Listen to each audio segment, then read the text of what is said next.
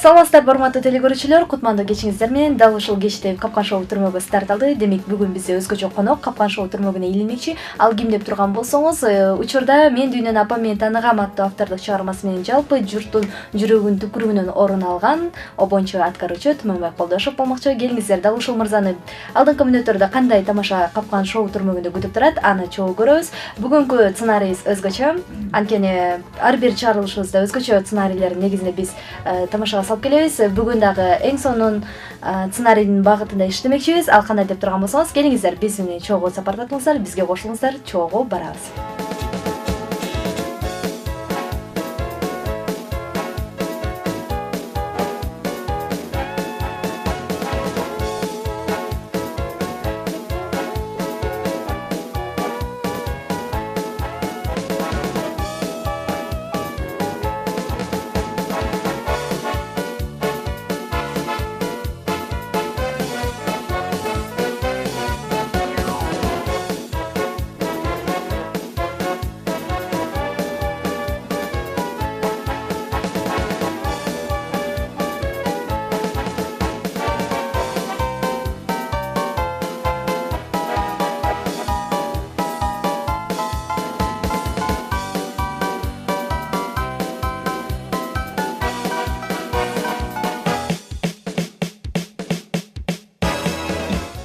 Урматтуу телекөрүүчүлөр, биз Капкан шоу түрмөгүнө даярбыз. Дал ушул учурда мен кесиптешим Эрлан Давлатов бүгүнкү биздин коногубуз менен маектешип жаткан чагы, дал ушул маектин так ортосуна биз кирип барабыз, Капкан шоу түрмөгүнө салабыз. Бүгүнкү капканга дал ушул биздин коногубуз илешеби? Аны алдыңкы мүнөттөрдө чогуу көрөбүз. Кеттик.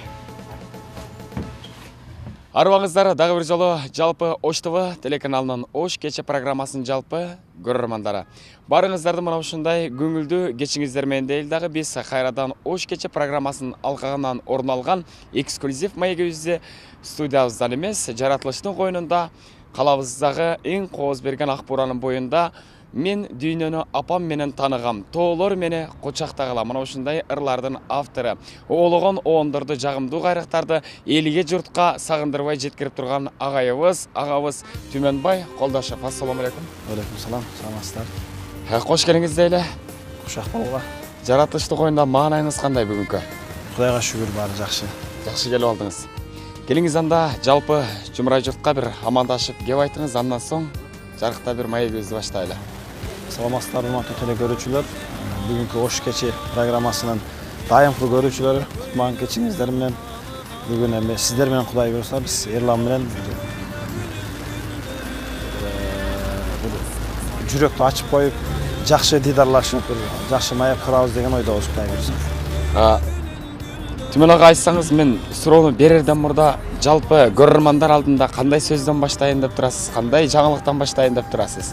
Албетте журналисттердин биринчи берген суроосу кандай жаңылыгыңыз бар чыгармачылыкта деген суроо болот. Ага, Кудай буйруса жаңылыктарыбыз бар. Эми сиз берген суроолорго көрүүчүлөр канаттана турган бир кызыктуураак жооп бергенге Кудай буйруса аракет кылабыз. Сүйүктүү жалпы Ош кече программасынын көрөрмандары, биз менен бирге болуңуздар. Анда мен биз орун алып туруп, андан соң кызыктуу маегибизди баштап алалы.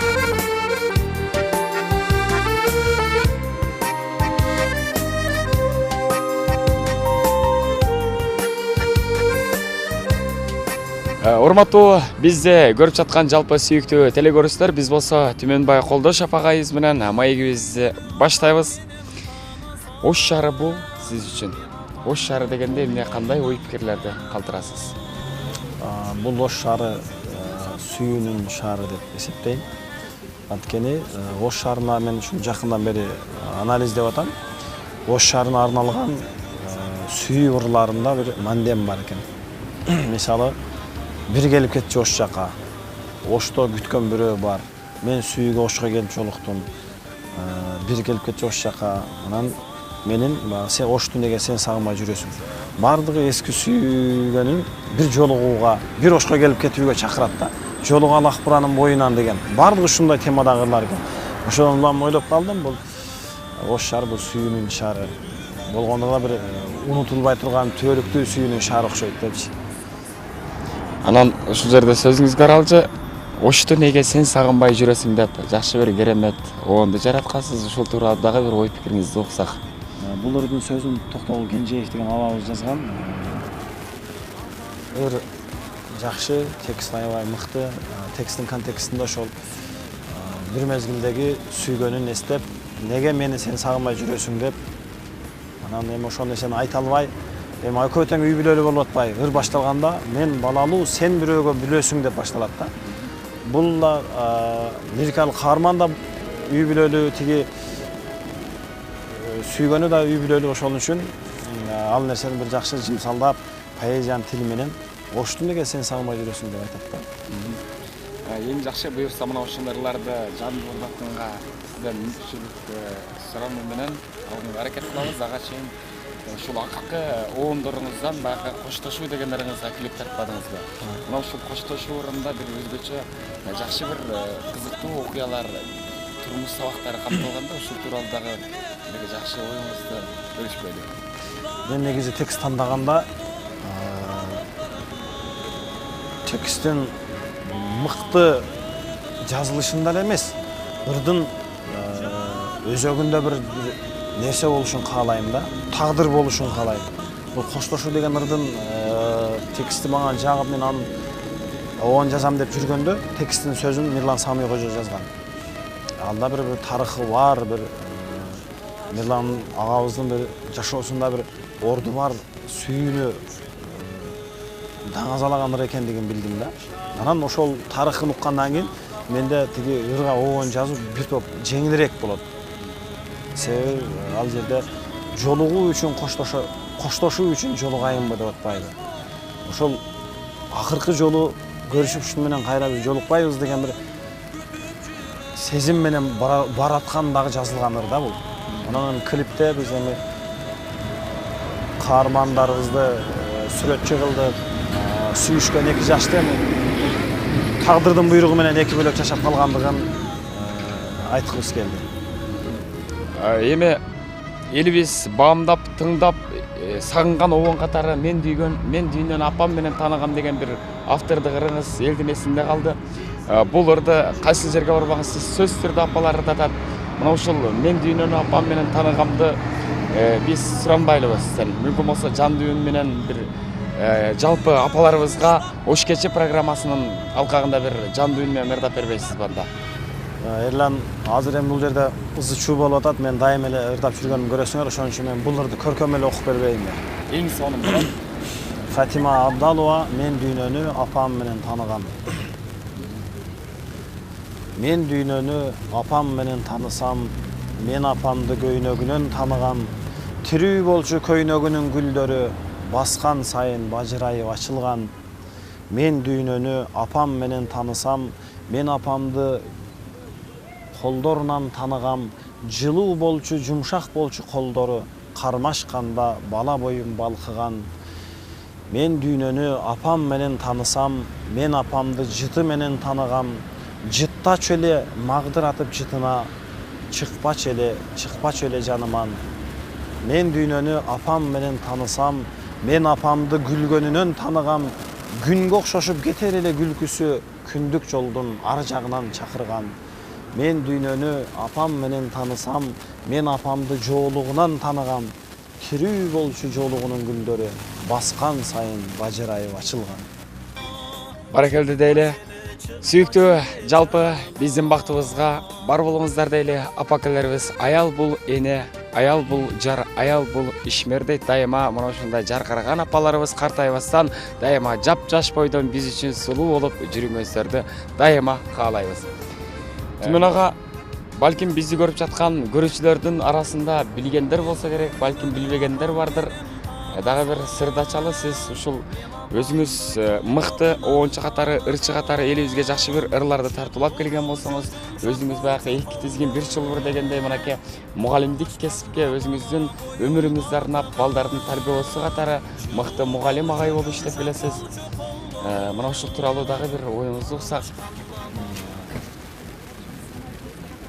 Съемка кылып атсак эле. Запись болуп деп качсаң да. О, кыздарга башка кыздар. Съемка кылып атсак эле, съемканы кылалы.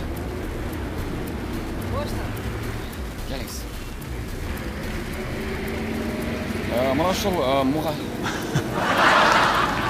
Баштадык, мугалим. Азыр бүтүрүп алачы. Мына. Мына. Kim depsin? Ama şunu ne? Az tuttum sen kabitsin ya. Ama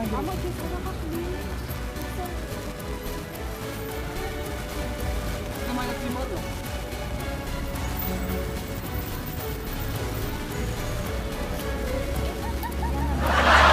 Азыр сөмканы бүтүп алачы. Болду, съемка бүтсүн беребиз, а? Сөмка бүтсүн азыр.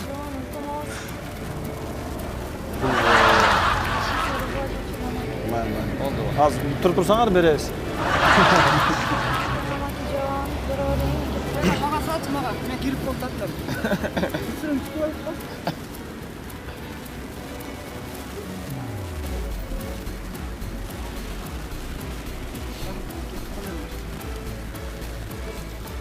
Болду. Verdim ama verdi oldu. Men берем, азыр курткада калып калыптыр. Анан азыр берди. Мына. Азыр бүтүрүп алалы.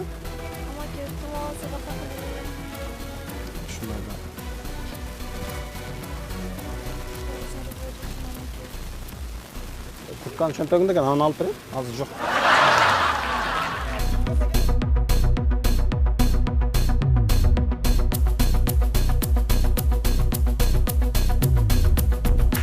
Урматтуу сүйүктүү телекөрүүчүлөр, биз болсо программабызды Уланталыдагы эксклюзив маегибизде дагы бир сырды ачканга аракет кылалы.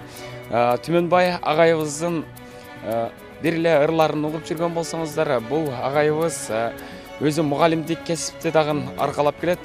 Мына ушул тууралуу дагы бир кыскача оюңузду уксак. Рахмат. Бүгүн эми мен өзүм окуган окуу жайда иштеп атам. Ош мамлекеттик университетинин Кыргыз филологиясы жана журналистика факультетинин Кыргыз адабият кафедрасында доцентмин. Ошол жерде сабак өтүп атабыз. Канча жылдын жүзү болду ушул мугалимдик кесипти аркалаганыңызга? Мен эми Ош мамлекеттик университетин 2009-жылы аяктагам, бирок эми мен эмгек жолумду 2005-жылдан баштагам. Ошоно бир 10-11 жыл болуп калды. Эми мен ойлойм, жалпы көрөрмандарыбыз көрүп турат. Айтсаңыз, ушул мыкты хитрларды жаратууда, мыкты оонду жаратууда, ал эми акындардын жазган ырларын оонго салууда кайсыл учурда илхам келип, кайсыл учурда бир жакшы ырлар чыгып калат? Кимдир бирөөлөр айтат экен, ырчылыкты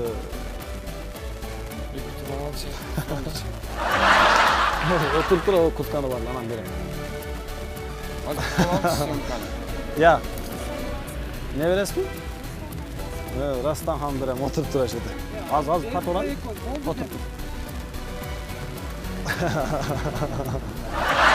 Бул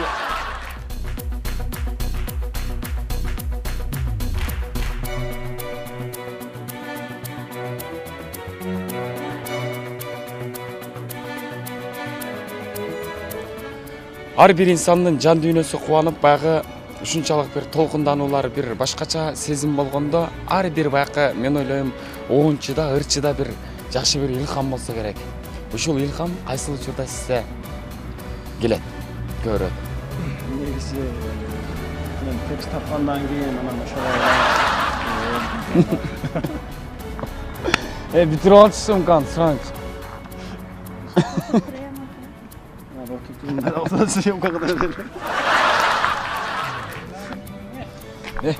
Кем, түмөнөк бул жака жылып алачы. Мен чөнтөгүмдө жок, курткадан алып турган. Бирок эшикеси жок турган.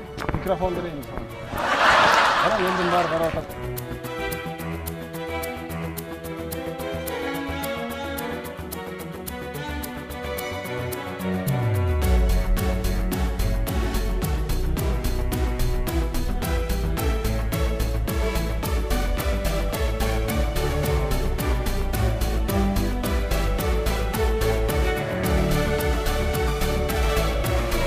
Браво! Ол жағы бар болсын. Программабызда бүгүнкү шоу түрмөгүнө түштүбүз. Кандай болду? Жок, мен биринчи билген. Жок, мен биринчи билген жокмун, бирок кийин оюма кеп калды. Бул өлү деле 10 жактан келатканды ойлогом да, бул өлү кеп айтып келген десем кеп қалады. Анан кейін бұл наглый лөл екенін білгенден кейін демек. Сонда burada gördünüz bile hoş geldiniz programması. Көргем жоқпын, мен біреулерден ұқтым. Замир Мырзаны тоға түсіргеніңізді ұқтым еле мен. Анан кейін аябай ашуланды эметти де менен күлүп анан эртедир кечтир кезеге келет эми атактуу урушчулар биринчи бүтүп болду анан акыры бир кезеге келип калат деп күткөндүм, бирок бүгүн башкача болду. Өзгөчө сценарий кылалы дегенбиз. Бирок мен байкап калдым.